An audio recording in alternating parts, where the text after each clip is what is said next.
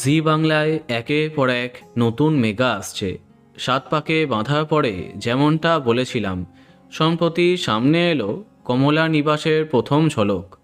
মধ্যবয়সী স্বামী স্ত্রীর মধ্যে অন্য রকমের কেমিস্ট্রি, তাদের সন্তান এবং পারিবারিক সুখ দুঃখের গল্পই উঠে আসবে এই ধারাবাহিকে।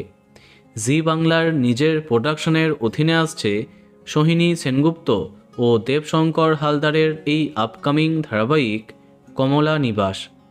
আর এই প্রোডাকশনের মেগা মানেই আপকামিং বেঙ্গল টপার, কেননা এই প্রোডাকশনের বেশিরভাগ মেগাই টপার হয়ে দেখিয়েছে।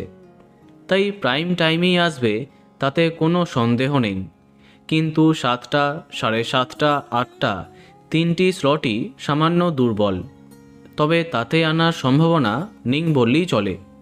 টেলিপাড়াতে চর্চা, বিদ্যা ব্যানার্জিকে কড়া টক্কর দিতেই নাকি রাত 8:30টার সময়তে দেয়া হবে কমলা নিবাসকে। যদিও এই বিষয়ে এখনও কোনো পোক্ত আপডেট সামনে আসেনি। শোনা যাচ্ছে ফেব্রুয়ারি মাসের প্রথম সপ্তাহেই সম্ভবত 8:30টাতেই আরম্ভ হচ্ছে কমলা নিবাস। অন্যদিকে কে বা কারা শেষ হচ্ছে তা এখনও কনফার্ম জানা যায়নি। খুব শীঘ্রই সেই বিষয়ে তোমাদের আপডেট দেব।